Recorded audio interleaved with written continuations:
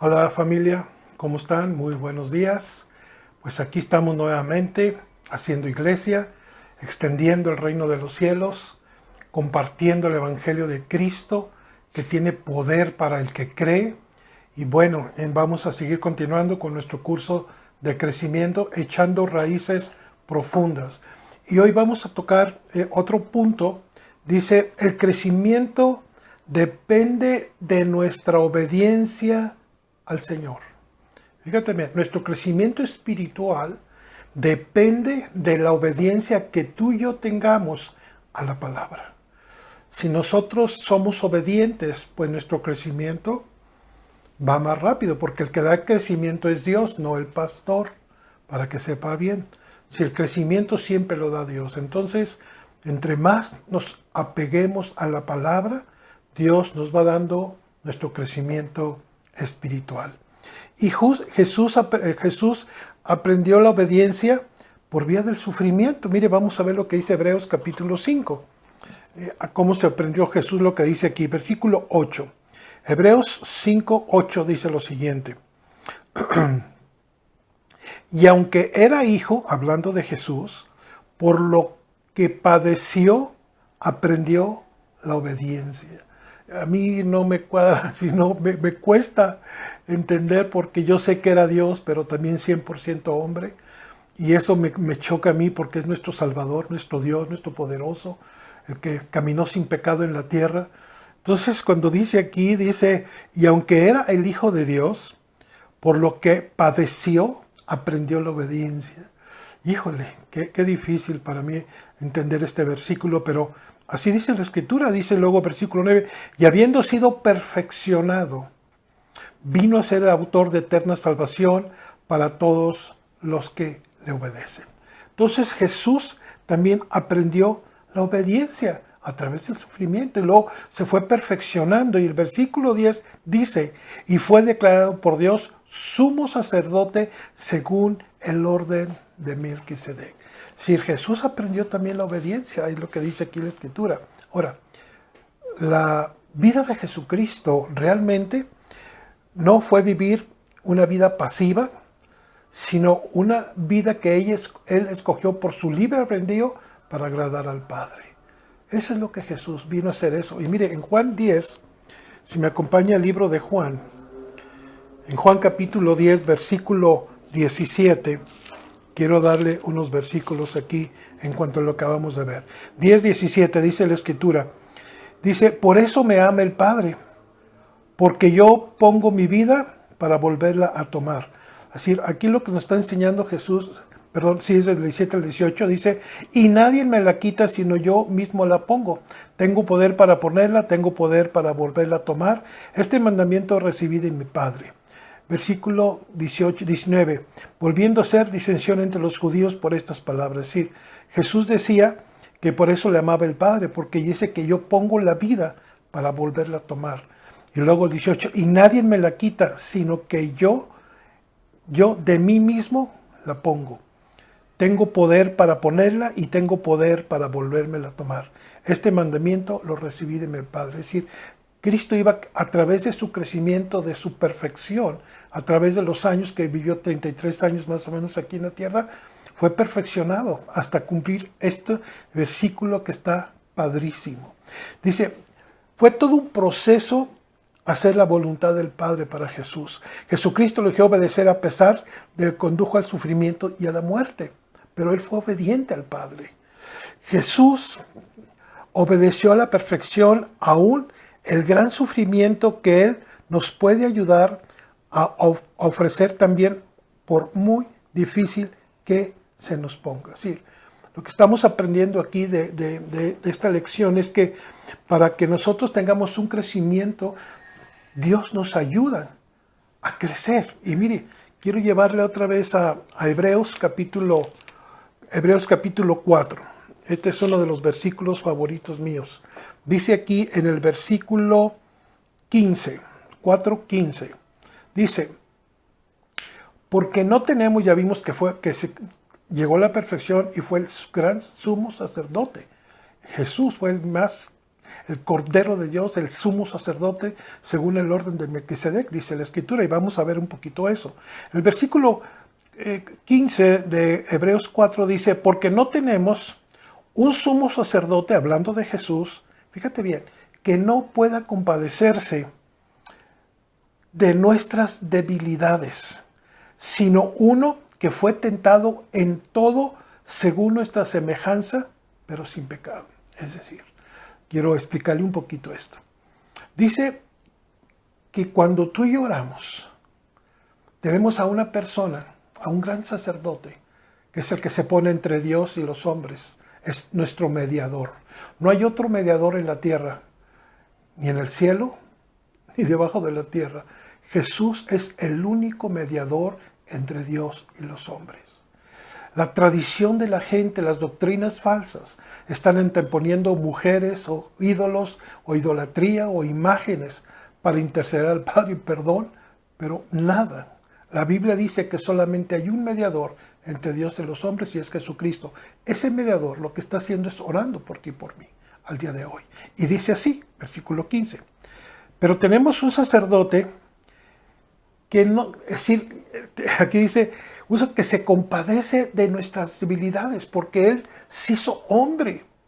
Él fue, dice aquí, tentado en todo como tú y yo, en nuestra vida diaria.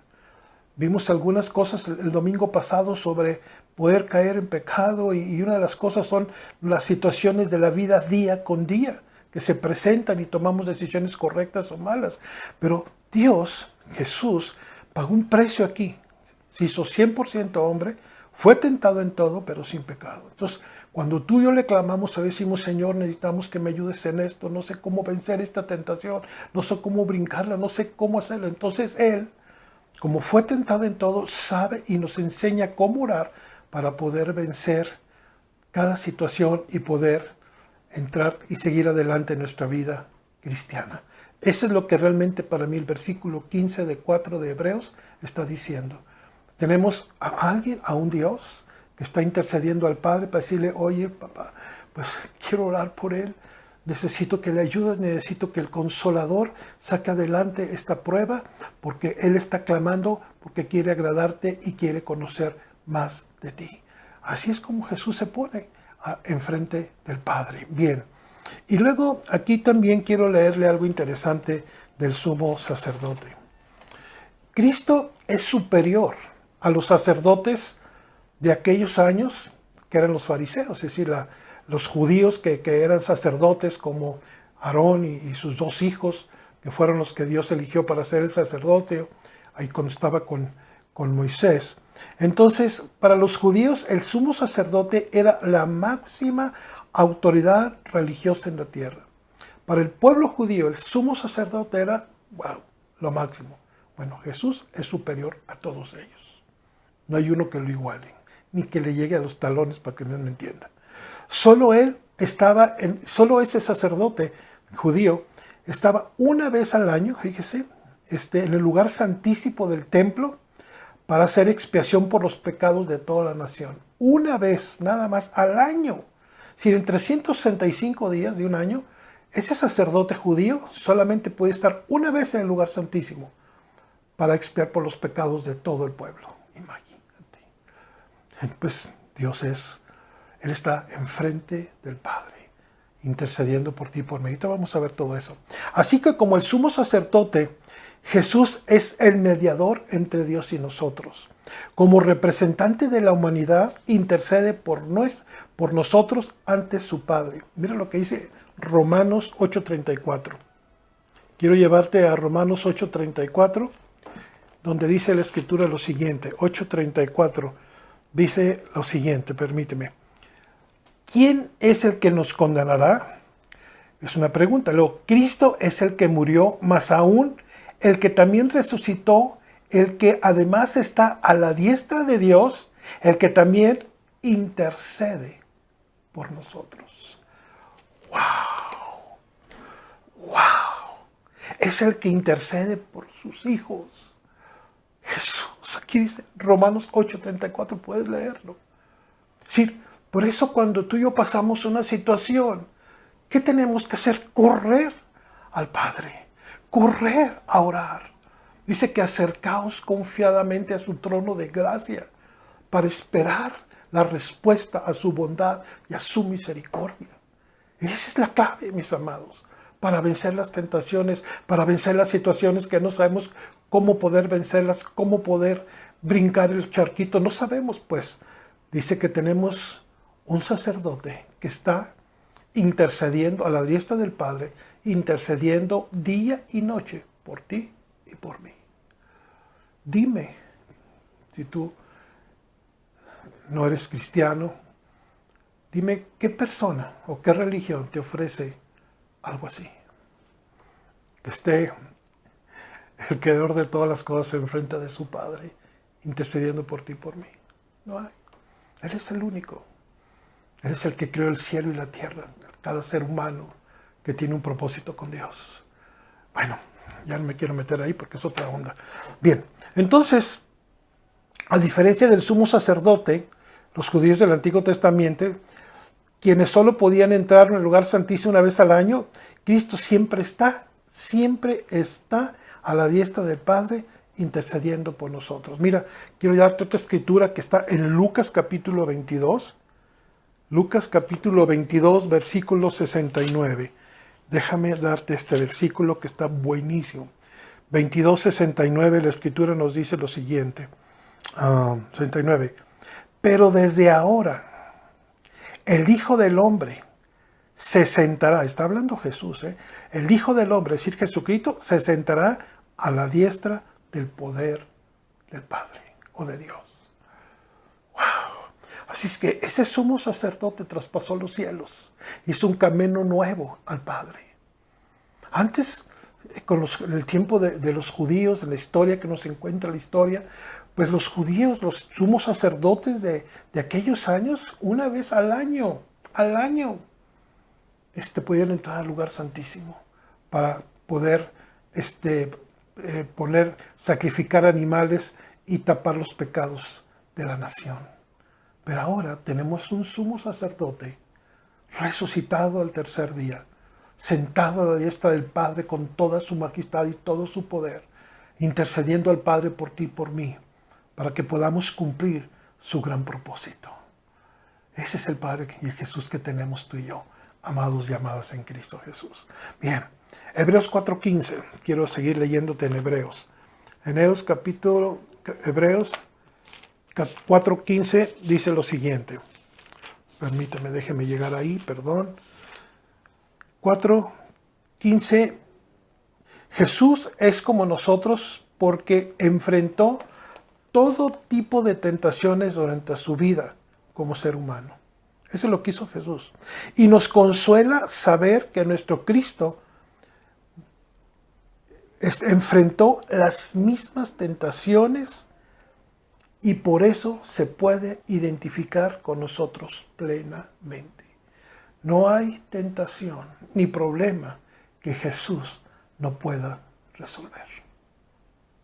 Por eso queremos correr a Él, a Jesús, al Padre, para pedir el oportuno socorro para cualquier necesidad que usted esté pasando. No importa la necesidad que usted esté pasando, si es económica, si es espiritual, si es emocional, búsquele, pero búsquele con todo su corazón y verá la respuesta que va a tener de parte de Él. Él es un Dios de misericordia y de compasión y sabe lo que pasamos y sabe por qué Él vivió todo lo que usted y yo vamos a vivir todavía. Él ya lo vivió y nos entiende y nos comprende. ¿Sabe para qué son los testimonios, amados en Cristo? Cuando oímos de compartir testimonio de una persona, son para ver cómo Dios, como mi testimonio, cómo Dios me sacó de toda la porquería que yo vivía antes de conocer a Cristo, de 18 años de brujería, metido en brujería con mi mamá, sí, y 18 años de perder el tiempo, la verdad, pero bueno, pues no conocíamos al Señor. Y el testimonio es, ¿cómo te liberó Dios de eso? Bueno, pues a través de una persona llena del Espíritu Santo me liberó y ahora, pues mire, aquí estoy compartiendo el precioso Evangelio de Cristo. Yo creí ese día, dice que al que cree todo le es posible, Dios me liberó, me sanó y aquí estoy, mi hermano. Ese es un testimonio. Su testimonio igual lo puede compartir. Por eso son los testimonios, y Cristo dio un testimonio como ser humano al 100% en la tierra, aunque era Dios. Se despojó de sí mismo, dice la Escritura, y se hizo hombre como usted y como yo. Bien, Él enfrentó y no cedió al pecado. Eso es lo que Cristo tiene, que vivió sin pecado aquí en la tierra. Eso es increíble. Pero como era Jesús, sí lo hizo. Jesús es el único ser humano que ha vivido una vida perfecta. Hebreos 4:16. Sigo con Hebreos 4:16. Luego dice, fíjese, dice, acercaos pues confiadamente al trono de la gracia. Es decir, donde Él está sentado a la diestra del Padre, para alcanzar misericordia y hallar gracia para el oportuno socorro y para tu necesidad. Él es un Dios de misericordia y de gracia. La gracia es un regalo que Dios te da, simple y sencillamente. Clama a mí y yo te responderé, dice la Escritura, y te enseñaré cosas ocultas que tú jamás has visto. Esa es una promesa de Jesús. Entonces, cuando nos acercamos confiadamente, es decir, si yo tengo una necesidad, por ejemplo, X necesidad, vamos a hablar de una necesidad de una enfermedad, de un ser querido mío, de un amigo mío, ¿qué hago yo? Pues, Señor, yo sé, tu palabra dice que por tu llaga fuimos nosotros sanados. Tu palabra dice en el Salmo 107, versículo 20, que enviaste tu palabra y le sanó. Entonces tú puedes sanar, tú eres un sanador. El Espíritu Santo da dones de sanidad. Entonces yo lo que estoy haciendo, porque estoy orando por ese amigo, le digo, Señor, yo estoy orando y me pongo confiadamente. Sé que tú lo puedes hacer porque tu palabra me dice que lo puedes hacer y lo has hecho. Señor, por favor, yo envío tu palabra de sanidad sobre esta persona en el nombre de Jesús. Yo, a menos por mi fe, yo le echo a andar. Ya el que sana es el Señor, yo no. Más lo que te digo es cómo poder entrar confiadamente, sabiendo su promesa que Él tiene aquí en su palabra. Ese es acercarnos confiadamente, saber que vamos a tener una respuesta. Esa es la fe, la certeza de lo que tú esperas y la convicción de que ves a la persona ahí postrada, ves a la persona así, pero ¿sabes qué? Tu fe puede mover montañas, puede mover esa enfermedad, pero te tienes que acercar diciendo, no, y si no lo sana, pues ese no es tu problema. El problema es que tú debes orar confiadamente al Señor y deja que el Señor haga su buena obra. ¿Verdad? Bien, ok. La oración es la manera que nos acercamos a Dios, es la única forma de orarnos a Dios, a través de la oración, de platicar con Él. Y debemos acercarnos confiadamente a su trono de gracia. Algunos cristianos que yo he conocido y que me han comentado, pues empiezan con miedo, como decirle, no, me va a regañar porque hice esto mal, o le grité a mi esposa, o me peleé con mi esposa, con mis hermanos, y no me va a oír. No, mira, una de las cosas que tenemos que entender, que mucha gente que a mí me ha tocado ministrar a través de estos 35 años, es que mucha gente no se siente digna de acercarse al Señor porque cometió un error. Y dice, no, pues Dios no me va a contestar, no creo que me oiga. Cosas así, ¿me entiende? Pero mire, vamos a ver lo que dice Primera de Juan. Yo quiero llevar el libro Primera de Juan. Y aquí en Primera de Juan nos dice varias cosas que tenemos que aprender. Primera de Juan, capítulo 1, versículo 9. Dice lo siguiente. Que si usted y yo cometemos una falta, vamos a suponer que se nos fueron las cabras y nos peleamos con la esposa, nos peleamos con nuestros hijos o con un hermano o con alguien, o se nos fueron las cabras en otra cosa. Bueno, fíjese lo que dice Dios, para que diga, ay, es que no me oye. No, Dios nos da la solución cómo hacerlo. Dice, versículo 9 de Primera de Juan. Si confesamos nuestros pecados, Él, el sumo sacerdote, el Cordero de Dios, dice aquí, es fiel y justo para perdonar nuestros pecados y limpiarnos de toda maldad. Entonces, ya sabemos, entonces si yo la regué, pues ya sé cómo entrarle. Dios dice que si yo confieso ese error que hice, o ese pecado, como le quieras llamar, pues dice que si yo le confieso mis pecados, Señor, ¿sabes qué? Se me fueron las cabras con mi esposa, con mis hijos o con alguien, hice algo que no es correcto, perdóname. Dice aquí que si yo te pido a ti que me perdones, tú eres fiel y justo para perdonarme. Y luego mira en el versículo 10, fíjate lo que dice, si decimos que no hemos pecado, le hacemos a él mentiroso y su palabra no está en nosotros. Acuérdate muy bien de esto, de que si nosotros rompemos nuestra comunicación con Dios a través del pecado, aquí está cómo restaurar otra vez tu relación con Dios. Pedirle. Él es el único que es justo para perdonar pecados. Nadie más en la tierra te puede perdonar los pecados. ¿Por qué crees que Jesús nació no de una relación entre María y José, sexual?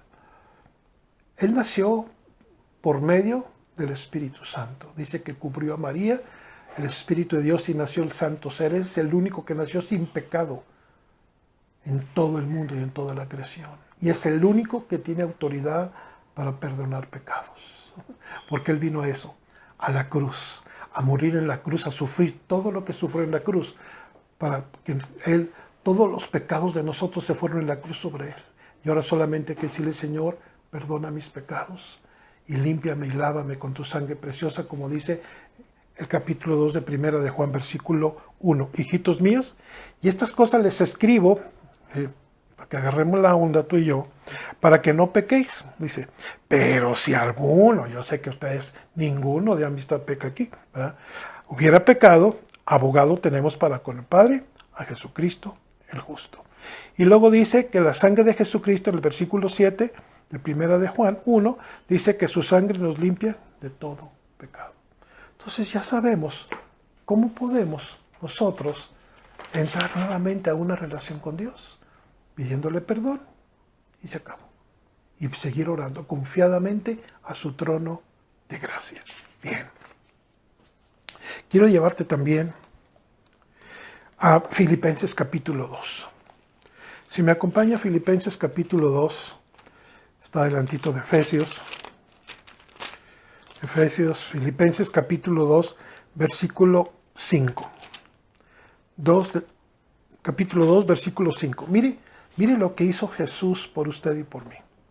Dice, haya pues en vosotros este sentir que hubo también en Cristo Jesús. Es decir, aquí está entrando Pablo diciéndonos, mira, este sentir que tuvo Jesucristo, quiero que ustedes también lo tengan.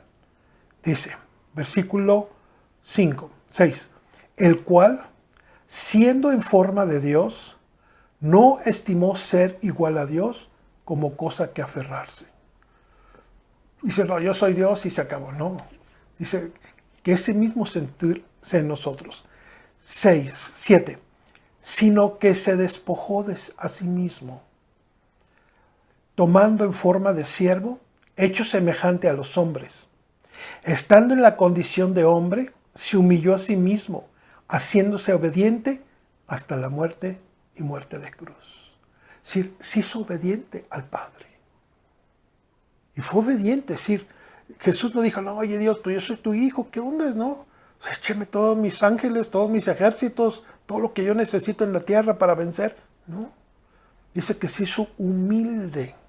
Esa es una característica de Jesús. Y se hizo obediente al Padre, se despojó de sí mismo. Sí, mira, yo tengo 3 maestrías, 4 doctorados, pero dice Levi, y se despojó de todo eso. Y se hizo humilde hasta la muerte y muerte de cruz. ¿Y sabes qué hizo Dios? Cuando vio esa humildad en Cristo, en su Hijo Jesús, porque Él no lo forzó, fue el corazón de Cristo. Él ya sabía que venía, dijo, Padre, envíame a mí. Entonces, y luego fíjate lo que dice la respuesta a una humildad, a despojarse de sí mismo, a despojarse de sus riquezas. ¿Sabes qué, Señor? Yo necesito eso, yo me hago obediente a ti porque sé que voy a ganar más contigo. Y luego fíjate lo que dice.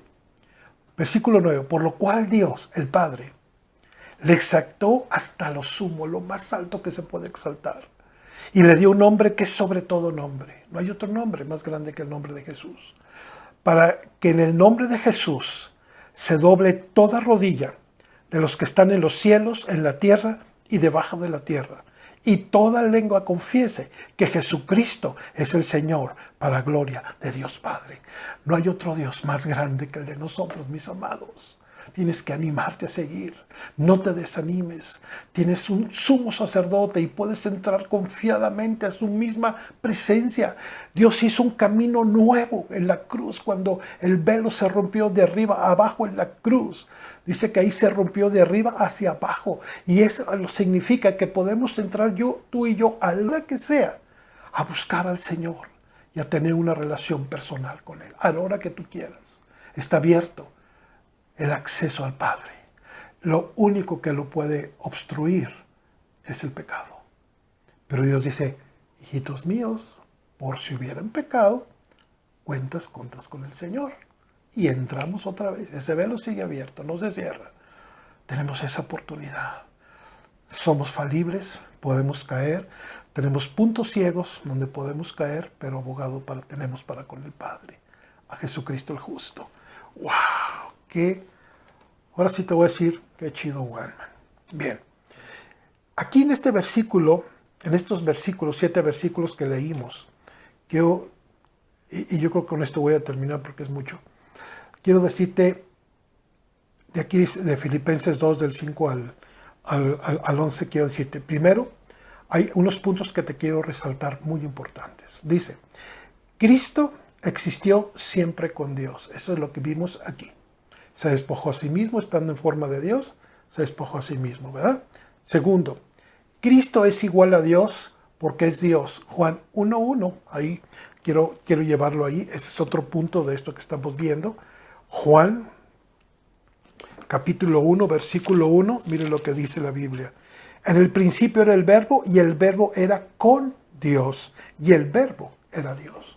Entonces aquí, estos versículos nos están diciendo que Jesús es Dios y que estaban siempre juntos. Tercero, aunque es Dios, Cristo se hizo hombre para cumplir el plan divino de salvación a la humanidad a través de la cruz. 4. Cristo no solo tenía apariencia de hombre, realmente se convirtió en un ser humano para identificarse con nuestros pecados. ¡Wow! Eso me encantó a mí. Imagínate, no se haga, todos los pecados que cometimos antes de conocer a Jesús. Pues Cristo se hizo hombre para identificarse con nuestros pecados.